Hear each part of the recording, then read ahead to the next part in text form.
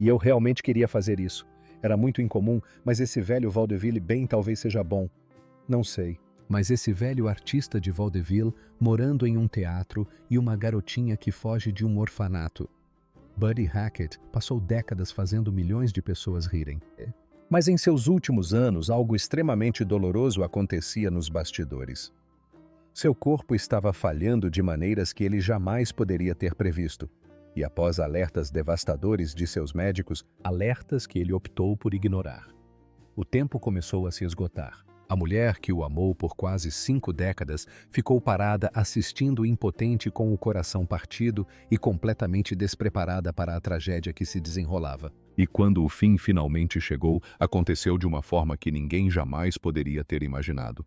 A criação de um ícone da comédia. Buddy Hackett passou décadas se apresentando para plateias lotadas, fazendo milhões de pessoas se dobrarem de tanto rir. Ele dividiu o palco com lendas, estrelou clássicos de Hollywood e se tornou um dos rostos mais reconhecidos da comédia americana. Mas o capítulo final de sua vida não se pareceu em nada com os dias de glória. As risadas cessaram, as multidões desapareceram. E o que lhe aconteceu no fim foi tão diferente do seu auge que a maioria dos fãs nunca ouviu a verdadeira história. Buddy Hackett nasceu no Brooklyn em 31 de agosto de 1924 com um nome completamente diferente. Seus pais o chamaram de Leonard Hacker. Seu pai, Philip, ganhava a vida estofando móveis e criando invenções que nunca davam certo. Sua mãe trabalhava na indústria têxtil, costurando roupas para outras famílias, enquanto criava os seus próprios filhos. Eles não eram ricos nem tinham ligações com o mundo do entretenimento. Eram imigrantes judeus tentando dar ao filho uma vida melhor do que a que eles próprios tiveram. Aquele filho encontraria uma saída do Brooklyn, mas não através da educação ou do trabalho árduo no sentido convencional. Ele sairia de lá rindo. Quando Leonard era pequeno, seu rosto parou de funcionar corretamente. Ele desenvolveu um caso grave de paralisia de Bell, uma condição que paralisa os nervos de um lado do rosto. Para a maioria das crianças, isso teria sido motivo de vergonha ou isolamento. Para Leonard, tornou-se a base de toda a sua identidade. A paralisia deixou-lhe a boca assimétrica, inclinada para um lado. Isso lhe conferia uma fala arrastada, uma qualidade vocal que dava a impressão de que ele estava perpetuamente divertido com as próprias palavras. Ele não conseguiria corrigir isso mesmo se quisesse, e com o tempo deixou de querer. Ele simplesmente aprendeu a usar o que tinha. Havia outra característica física que moldou sua infância. Leonard era extremamente obeso. Em um bairro onde a força era importante e os meninos se mediam pela força dos punhos, seu corpo o tornava um alvo. Os valentões o atacavam com frequência. Mas Leonard descobriu cedo que podia desarmá-los com palavras. Ele conseguia fazê-los rir. Ele conseguia dizer algo tão inesperado, tão perfeitamente cronometrado, que a raiva se dissipava de um confronto antes que se tornasse violento. O humor tornou-se seu escudo. Então tornou-se sua arma e, eventualmente, sua profissão. Ele cresceu em um Brooklyn que produzia talentos extraordinários em grande número. Seu vizinho era um garoto chamado Sandy Koufax, que se tornaria um dos maiores arremessadores da história do beisebol. Os dois garotos da vizinhança seguiram caminhos diferentes. Um rumo à Série Mundial, o outro rumo ao palco. Mas ambos aprenderam a mesma lição sobre pressão e desempenho. Quando você está diante de uma multidão, não há espaço para medo. Infelizmente, a Segunda Guerra Mundial interrompeu tudo. Buddy passou 3 anos no Exército dos Estados Unidos servindo em uma bateria antiaérea. Ele não fazia comédia durante esses anos, mas a disciplina do serviço militar lhe deu algo que ele precisaria mais tarde. A capacidade de trabalhar, apesar da exaustão de comparecer todas as noites, independentemente de como se sentisse, e de encarar a comédia não como inspiração, mas como trabalho. Quando a guerra terminou, ele voltou para casa pronto para trabalhar. Ele começou onde todos os aspirantes a comediantes começavam naqueles anos no Borscht Belt. O circuito de resorts nas montanhas Catskill era um campo de provas brutal. O público estava cansado, o pagamento era péssimo e as condições eram precárias. Hackett dormia no chão de porões. Apresentava-se em locais onde a única compensação era uma refeição gratuita. Em algum momento, mudou de nome. trocando Leonard Hacker por algo que soasse mais amigável, mais acessível e mais como o de um homem com quem você gostaria de tomar um drink. Buddy Hackett nasceu naqueles pequenos clubes noturnos esfumaçados, uma piada de cada vez. A grande oportunidade surgiu em dezembro de 1954. Hackett fez sua estreia na Broadway em uma farsa chamada Lunatics and Lovers, escrita por Sidney Kingsley. A peça ficou em cartaz por 336 apresentações, o que significa que Hackett interpretou o mesmo material noite após noite durante quase um ano inteiro. Os críticos notaram seu timing físico. Ele não apenas contava piadas, ele as incorporava usando seu corpo, seu rosto assimétrico e sua voz arrastada como instrumentos. O público da Broadway nunca tinha visto ninguém como ele. Hollywood o chamou logo depois. Hackett conseguiu papéis em filmes que se tornaram clássicos. Ele interpretou Marcellus Washburn em The Music Man em 1962, fazendo jus à sua atuação ao lado de Robert Preston. Ele interpretou Benji Benjamin em It's a Mad, Mad, Mad, Mad World em 1963. Uma comédia de elenco caótica que permanece um marco do gênero. Esses papéis o tornaram famoso, mas não o enriqueceram da maneira que as pessoas imaginavam. Hackett trabalhava constantemente porque precisava. Ele também encontrou uma segunda carreira como garoto propaganda. Em 1968, sucedeu Bert Lahr como o rosto das batatas fritas Lay's. O slogan era simples e inesquecível. Ninguém consegue comer só uma. Hackett o apresentou com tanta convicção que a frase entrou para o vocabulário cultural. Ele filmou esses comerciais por 3 anos, e durante 3 anos, as famílias americanas viam seu rosto toda vez que abriam um pacote de batatas fritas. Uma geração posterior o conheceria principalmente como uma voz. A Disney escalou Hackett para dublar a Gaivota Sabidão em A Pequena Sereia em 1989. Ele tinha 65 anos, muito além do auge de sua carreira comercial, mas sua voz não havia perdido nada de sua personalidade. Crianças que nunca o tinham visto antes. Os filmes reconheceram Scuttle imediatamente. Hackett havia encontrado uma maneira de alcançar o público ao longo de 4 décadas sem nunca mudar seu estilo. Ele sempre foi ele mesmo, seja na Broadway, em Hollywood, ou dentro de uma gaivota de desenho animado. No final da década de 1990, ele ainda estava trabalhando. Ele aparecia regularmente no The Late Late Show com Craig Kilborn em um quadro chamado Terças com Buddy. Parecia não envelhecer, incansável e indestrutível.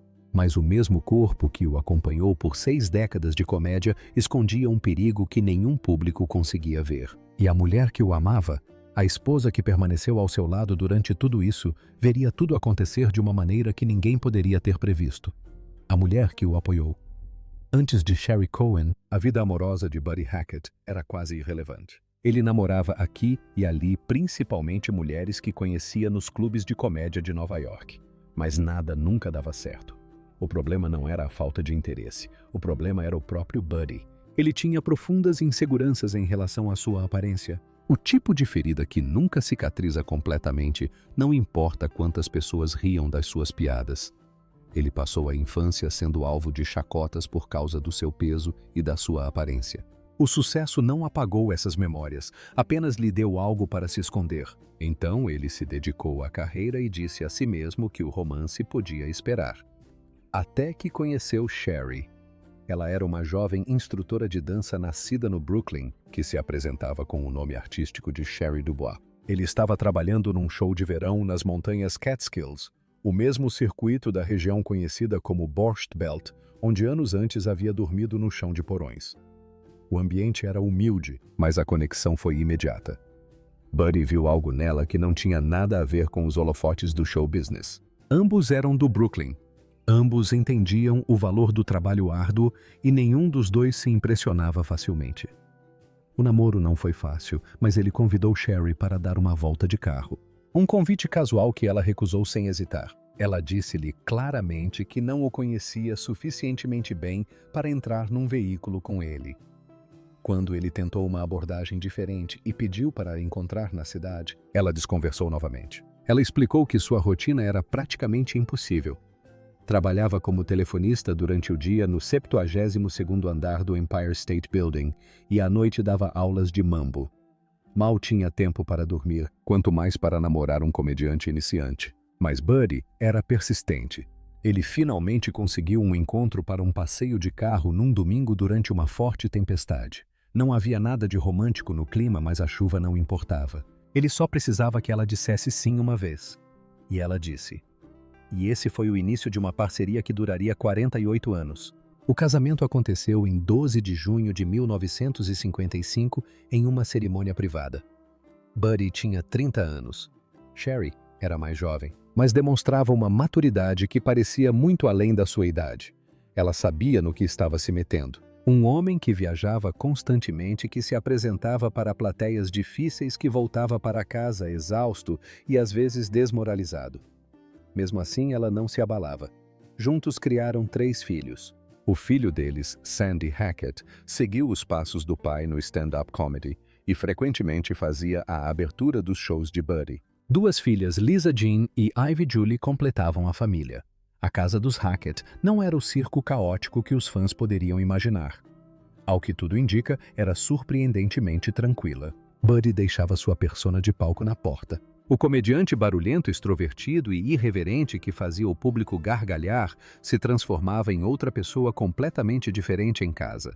Ele era um pai protetor, um marido dedicado e um homem que valorizava a privacidade acima de quase tudo. Buddy falava muito sobre Sherry em entrevistas e programas de rádio. Ele não era um homem dado a sentimentalismos, mas quando falava da esposa, sua voz se suavizava. Atribuía a ela o mérito de mantê-lo são. Dizia que ela era a única pessoa que conseguia enxergar além de sua aparência e ver o homem profundamente sério que existia por baixo. Sherry casou-se com ele quando ele ainda batalhava para chegar ao Borscht Belt, anos antes de Hollywood o convidar. Ela o viu em seu momento mais difícil, e mesmo assim o escolheu. Sherry, por sua vez, pintou um retrato de um homem que poucos fãs chegaram a vislumbrar. Ela descreveu Buddy como incrivelmente quieto, em casa muito sensível ao rumor das pessoas ao seu redor e ferozmente protetor de sua família.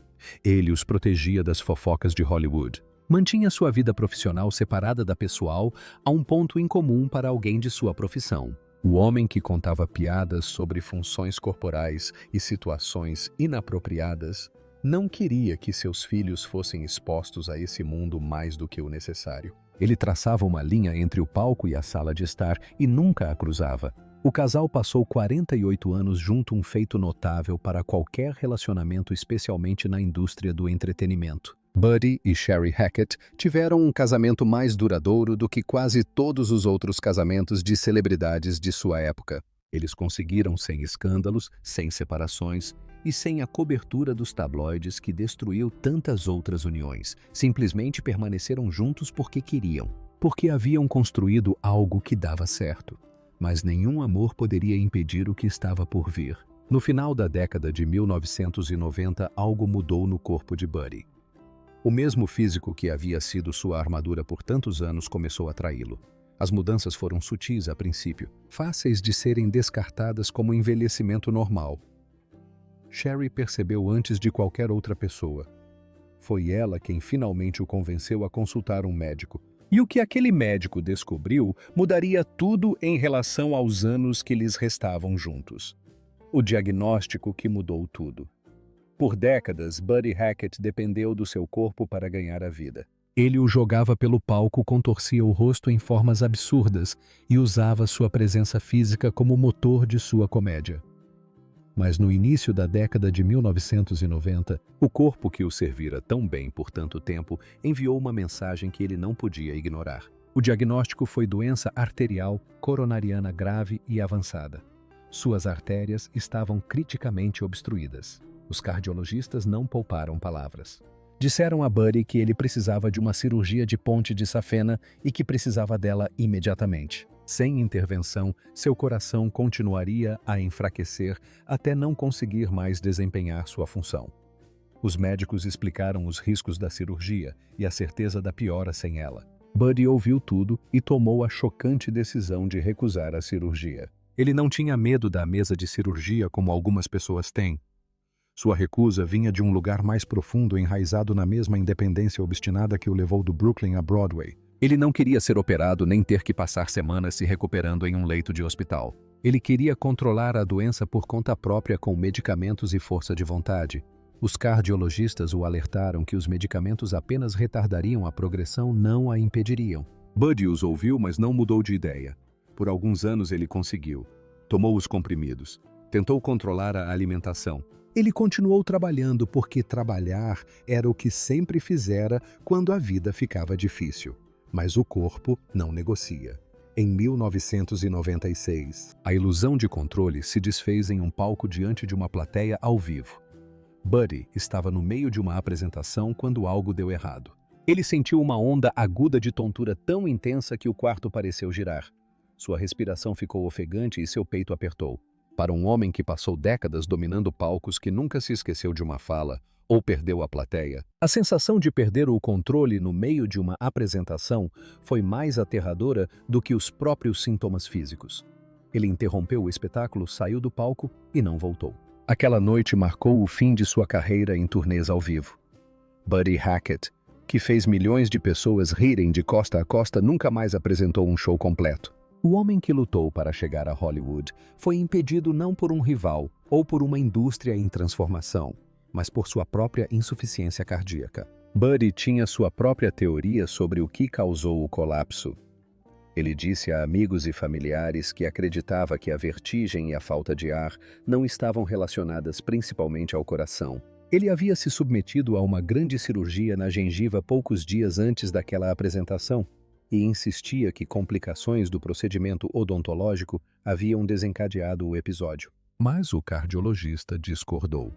Eles apontaram suas artérias obstruídas e sua recusa em se submeter a uma cirurgia de ponte de safena como os verdadeiros culpados. No entanto, Buddy sempre confiou mais em seus próprios instintos do que nas opiniões dos médicos e manteve sua teoria dentária até o fim. Havia outra condição oculta sobre a qual Buddy não falava publicamente. Ele havia sido diagnosticado com diabetes tipo 2 grave e progressiva. A doença vinha progredindo há anos, danificando silenciosamente seu sistema circulatório enquanto ele se concentrava em seu coração. Diabetes e doenças cardíacas são uma combinação devastadora. Cada uma agrava a outra. O diabetes comprometeu seu fluxo sanguíneo, o que sobrecarregou ainda mais seu coração já debilitado. Seu corpo travava uma guerra em duas frentes e ele estava em desvantagem numérica. As mudanças físicas tornaram-se impossíveis de esconder. Seu peso oscilava drasticamente, variando para cima e para baixo, conforme os medicamentos e o apetite entravam em conflito com seu metabolismo. Sua respiração piorou. Tarefas simples que antes não exigiam nenhum esforço tornaram-se verdadeiros suplícios. Atravessar um cômodo o deixava sem fôlego.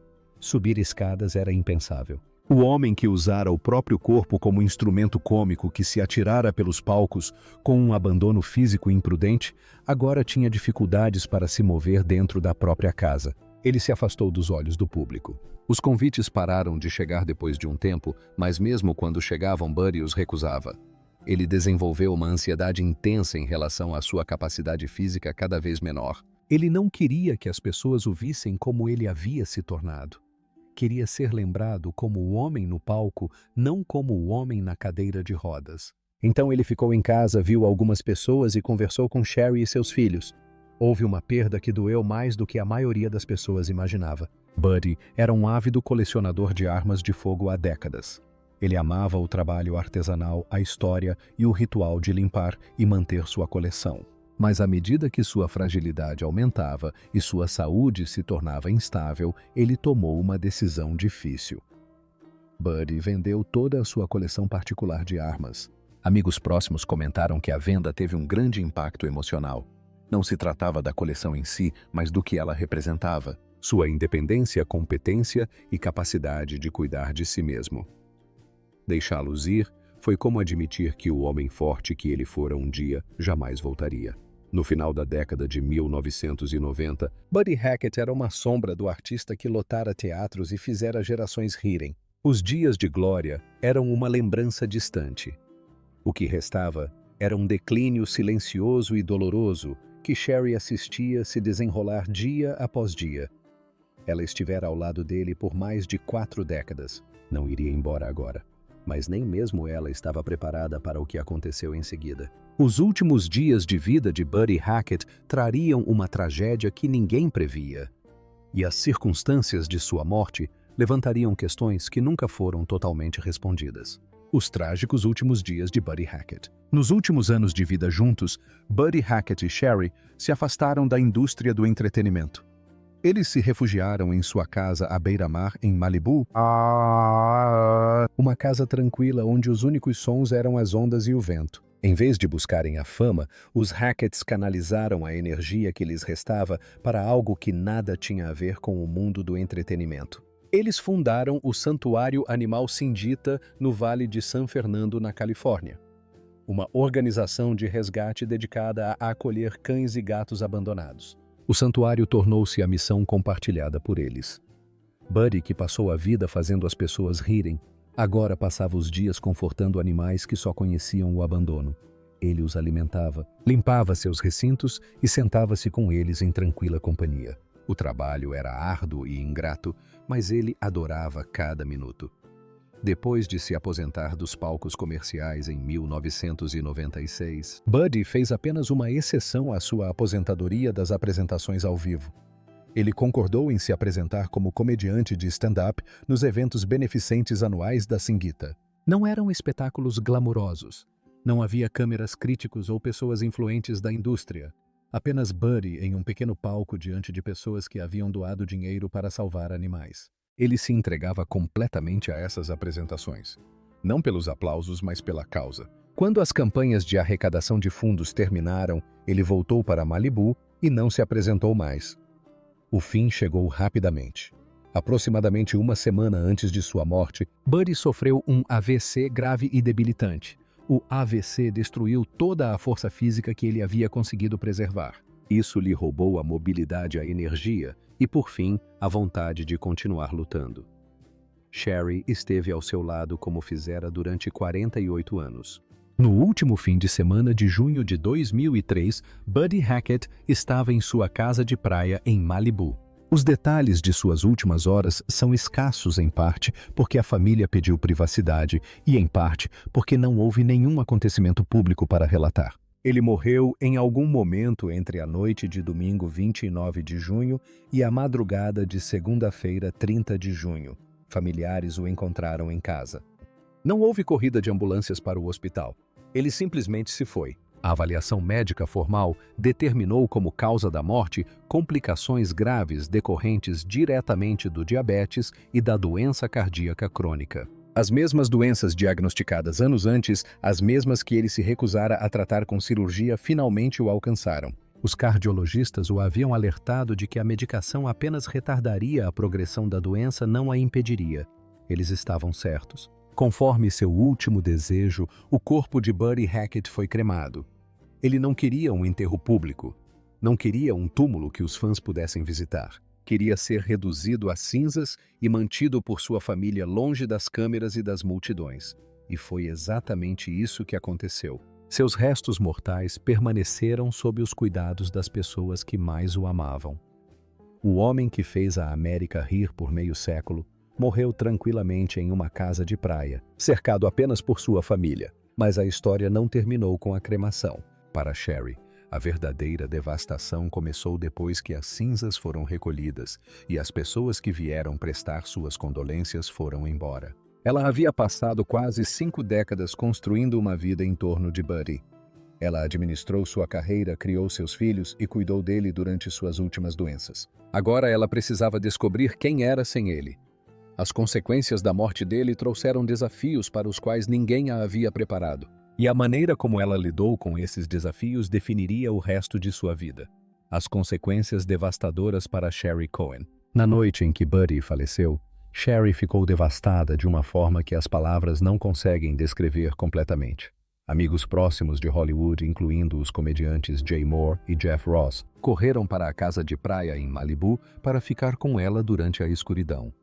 Eles não contaram piadas nem tentaram animá-la. Eles simplesmente permaneceram presentes, certificando-se de que ela não desabasse sob o peso do choque. Aquelas primeiras horas foram um turbilhão de telefonemas, papelada e as estranhas tarefas administrativas que a morte impõe aos vivos. Mas quando os amigos finalmente foram embora e a casa ficou silenciosa, Sherry ficou sozinha com a ausência do homem que estivera ao seu lado por 48 anos. Ela descreveu a perda como um vazio imediato. Perder Buddy, disse ela, foi como perder metade do seu próprio corpo. A comparação não era um exagero poético. Era a pura verdade de como ela vivenciou o luto. Durante meses após a morte dele, ela se afastou completamente da vida pública. Não comparecia a festas nem concedia entrevistas. Ela não queria ser vista pelas pessoas que a tinham observado junto com Buddy por tantos anos. O casal tinha sido uma unidade por quase 5 décadas. Ser metade daquela unidade era insuportável. Eventualmente, ela encontrou uma maneira de seguir em frente. Ela dedicou-se de corpo e alma ao Santuário de Animais Singita, a organização de resgate que ela e Buddy haviam fundado juntos. Os animais precisavam dela e o abrigo precisava de administração. Mas gerir a organização sem fins lucrativos, sem o poder de angariação de fundos de Buddy, que era uma celebridade, provou ser muito mais difícil do que ela havia previsto. Buddy era o chamariz, o nome que abria as carteiras e atraía doadores. Sem ele, as doações diminuíram.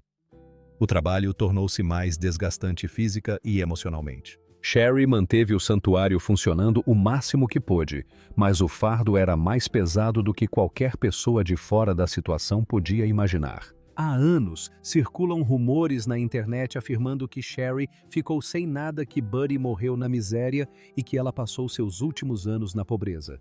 Esses rumores são falsos. Buddy Hackett deixou um patrimônio considerável, mas a riqueza não estava parada em uma conta bancária esperando para ser gasta.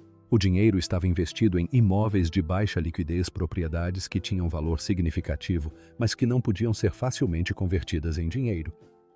Sherry não era pobre. Ela tinha muitos bens, mas pouca liquidez. Uma situação comum para viúvas cujos maridos investiram em imóveis em vez de ações ou contas de poupança. Sua principal fonte de segurança era a casa da família, uma propriedade histórica que Buddy possuía desde 1952. A casa ficava em um terreno privilegiado de 4.047 metros quadrados. Um acre em esquina em Beverly Hills, bem em frente ao Los Angeles Country Club. Com 725 metros quadrados, 7.800 pés quadrados, era uma casa substancial para qualquer padrão, mas seu verdadeiro valor estava no terreno. Nas décadas que se seguiram à compra por Buddy, o bairro se tornou um dos mais desejáveis de Los Angeles.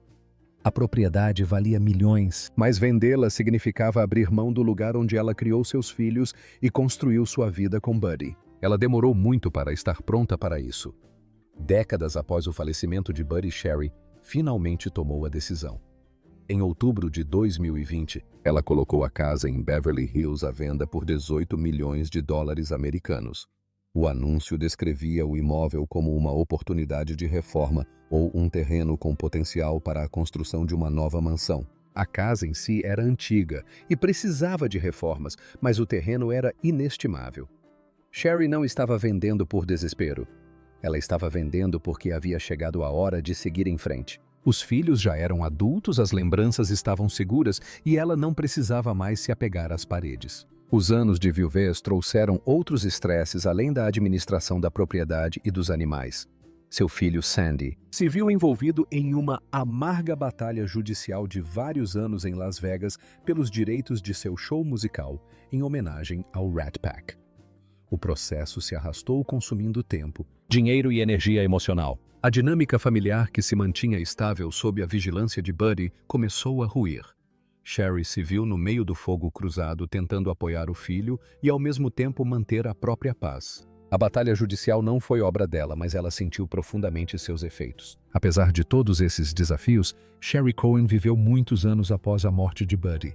Ela preservou a memória dele com dignidade, falando sobre ele honestamente nas raras entrevistas que concedeu e combatendo os mitos que surgiram em torno de sua morte e de sua vida posterior. Se você gostou deste vídeo, não se esqueça de clicar no próximo vídeo na sua tela, curtir e se inscrever no nosso canal para receber mais atualizações.